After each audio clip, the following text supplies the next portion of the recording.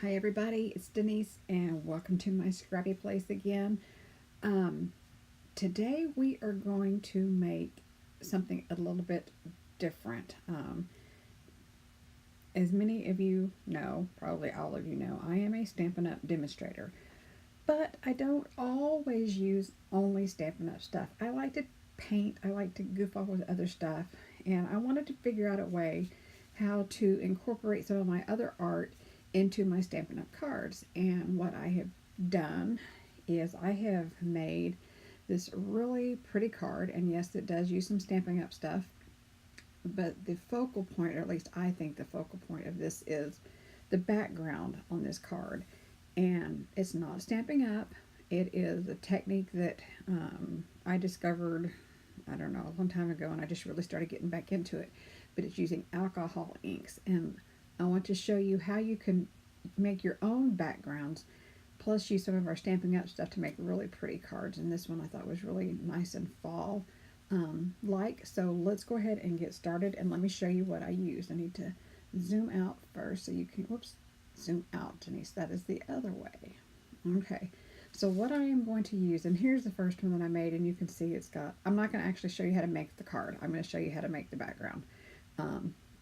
I will show you the stuff that I used to make the cards, but we're not actually going to make a card. This is number one that I made using foil paper for the leaves. And this is the second one that I made, and I actually stamped some leaves on that one before I did the foil, but it's still the same technique and whatnot. So let's get started with that. So let me show you the supplies that we use to make these cards. And it is messy. I will tell you, it is a messy project, but it's fun. So what I have used is my Tim Holtz alcohol inks. And first of all, let me tell you, I am not endorsed by Tim Holtz by any way. I don't make any money off of them or anything like that. I like to shop for them. I like to use them, and I found them. Whoops. And here is my set, and that's kind of a mess. I've kind of got it. Like they fell over. This is a case that I bought that holds all my inks, and I have actually color coded everything so that I know where stuff goes. So it's not just all willy-nilly, but these are, I noticed these are kind of sticky, and they stuck to the lid when I closed it. Anyway, so you're going to need alcohol inks, and since we are in fall, I am going to pick some fall-like colors. So I think I am going to go with butterscotch, sunshine yellow, willow, let's do terracotta, what else? Here's oregano, lettuce, and for good measure, let's do currant, just so we can have some dark colors. And here's, so let's set those aside. Now the key to doing this is to get the really pretty background is you have to use a certain type of paper. You can't just use plain old copy paper. You need to have I think you need to have a type of paper that I have found at Hobby Lobby, and it's called Yupo Paper. I don't know how to explain it other than it's paper, but it's not paper. This particular package had 10 sheets in it. I'm down to the last one in this package, and this is a 5x7 sheets, and these are the white ones. They come in a transparent. I haven't played with those yet, but I think they're a little more see-through. Let me see if I can get some better light in here. There we go. But it's like plastic paper. I don't know how to explain it. You can't tear it. You can do all sorts of things with it, but what I have used it for is only for alcoholics. If you've never seen alcoholics in action, then I think you're in for a treat. What you need to do is you need to protect your workspace, first of all. And what I've got here, this is just a mixing palette. It's a little bit of a glare because of the lights. But this is like for mixing. This is an enamel. I don't know, the sticker's not on it, but I'm sure I got it at Michael's or some kind of art supply store. But you definitely want to keep it in something on a glass mat or something where when it spreads, because it is going to spread, that it's contained. Okay, so all you do, and this is so cool, so I'm going to actually zoom in just a little bit more so you can get the full effect, mainly of just the paper. There's no rhyme or reason to this whatsoever at all. Um, you just take the ink. Be careful because, like I said, you're going to get it. If you get it everywhere, it stains. You can get it off, but all I'm going to do is I'm going to drop it on here. And can you see what happens as I start dropping it on? Let me zoom in even a little bit closer. You see how it starts to, what we call bloom and spread out. And if you add more drops, even on top of the drops, it keeps spreading. And like I said, I don't have a rhyme or a reason of the way that I do this. I just start fiddling with it. And I just put drops here and there. Now, I have seen other artists actually make paintings using this. And that's what I aspire to do someday. One of these days I will learn. I'll get brave enough to experiment a little bit. Now with the green, I'm going to come in here. And like I said, I want to make some fall cards. So I'm just touching it lightly. Actually, I'm not even touching it. I'm just sprinkling it here and there where I think it needs it. And you see how it just keeps, I'm going to try and get the light to where it's not glaring right on there. There we go. It just keeps spreading. I personally don't like white space on my paper, so I'm going to try and get it in these areas where I've got some white. And this one is the butterscotch. And the more you put on here, the more it spreads, the cooler the effect.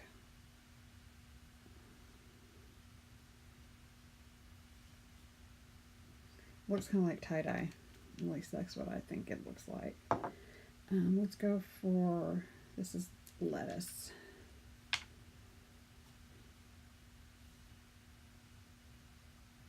And you see how it just keeps moving? Can you see how that one is really haloing out?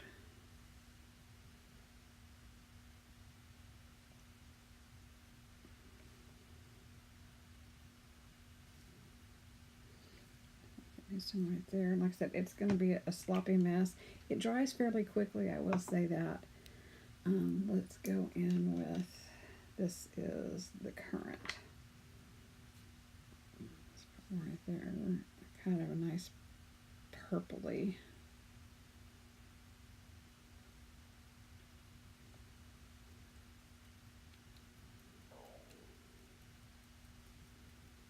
There's my stomach growling. I don't know if you heard that or not.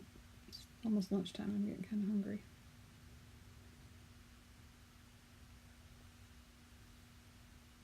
And I see that there's a spot that just keeps like resisting the white, and it's right in the middle of that purple. So I'm just going to take, I have a rubber tipped like paintbrush, and I'm just going to touch that there to try and get it to spread a little bit more. And do the same thing on this edge here. There we go. Isn't that pretty? I mean, I think it's awesome. And then here's, let's add a little bit more. To me, you can go crazy and you can go, oh, that one's really pretty. It's blooming like a blue. Can you see that? Let me zoom in a little bit more. I added, what did I add? I added, this one is willow, and I just added it right into the middle of that currant, and it added some turquoise color to it. Let's see what it does on other places. Let's do this over here. And I like this blobby look, and I mean, that's just, I don't know, I do, oh, that's on top of the, I don't even remember what color that was now. What did I do that one? That one there was, terracotta. But yeah, you see, this is I think it's awesome. And then what I do now, of course, I'm going to zoom out a little bit. This is wet. It's getting close to being dry, but it is definitely still wet. And so what I recommend you doing, if you don't have something like this, maybe you have a glass mat. I have a huge glass mat that I usually work on instead of in this little tray. But the glare is just, it's really bad when you're trying to use the lights in here and video and tape and whatnot. So I would normally do it on that, and you're probably saying, well, you just said it's going to stain. It's going to stain everywhere. Yeah, it will stain. And let's flip it over. You can see how it kind of ran over on the back and whatnot. But what's nice about this is, I mean, it stains, but it's not coming up, and you can wipe it with a baby wipe and wipe it with water, and it's not going to come up. But don't never fear. What you can do, and these are old. Let me find one. This one, I got this again. I'm not endorsing, but I do like to go to Bath and Body Works. Take some hand sanitizer, and if you don't have the Bath and Body Works, that's fine. Germex or whatever works just fine, because water is not going to do it. Well, it's smeared. You can see that, and this will also take it off of your hands if you get messy on your hands. So just squirt some hand sanitizer. I use an old diaper. My kids are grown and I haven't used diapers in a long time, but I actually went to Walmart and bought some cloth diapers, and this is going to shake the table. But anyway, if you have a glass mat, if you get this, I don't know if would take this off of a wooden table. I certainly would not do this without it being on a non-porous, slick, glassy surface. But you can see, let me zoom out a little bit. It cleaned up beautifully, just using a little bit of hand sanitizer and a rag. And like I said, if you get it on your hands, hand sanitizer is like the bomb diggity for taking ink and any other alcohol inks or Stampin' Up inks. I just take and smear it all over my hands to where it's really, really, really wet. And then I just take a towel, in this case, my diaper, and wipe it off, and see my hands are pretty well clean. So, okay, there's my third or fourth tip for the day. Let's go back to the cards that I made using that technique. Now, what I did was that original piece of paper that I had like this that we just made. Like I said, it's 5 inches by 7 inches, and I just cut it in half, so that gives you a 3.5 by 5 inch piece. And personally, I think that is perfect for the background. So that's what I did here. I took a piece of cardstock that I had. Let's zoom out so you can see it.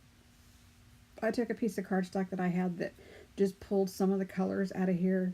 This happens to be Night of Navy because I used some blue on this one, and it matches perfectly. I took one of our stamp sets. Let's see, what stamp set did I use for this one? This one is our Rooted in Nature stamp set. Like I said, I'm not going to make this card. I just wanted to show you the technique for doing the background. Yeah, this is the Rooted in Nature. So let's zoom out a little bit. 2 stamp set. And I used the You Are Wonderful in here, and this stamp set has 16 different pieces, and there is the You Are Wonderful missing out of there because I'm going to do show another card with it, but it's got lamps, goodness, leaves, just for you. You are wonderful.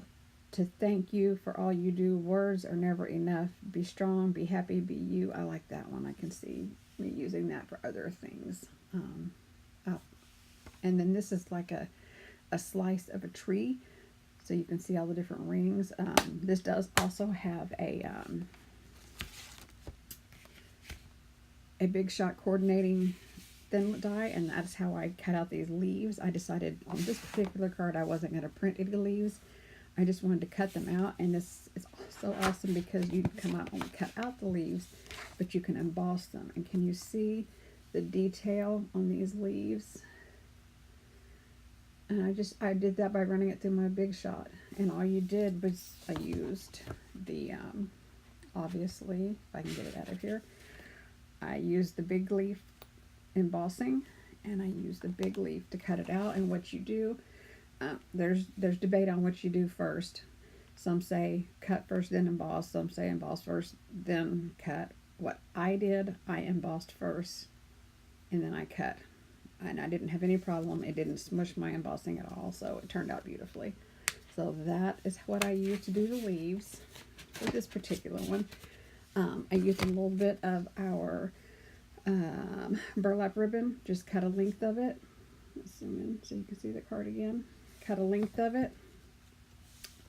I also used a different die cut for the label here, and for that one I used the frosted bouquet from Framelits, and we'll talk about that one in another video as well, I'm sure. But this one has two. They finally got smart, in my opinion. Not that Stampin' Up is dumb or anything, but I like to have sometimes my sayings mounted with a mat. And what I was having to do, we would have this to cut out, and then we'd have to lay it on and then actually fussy cut around here.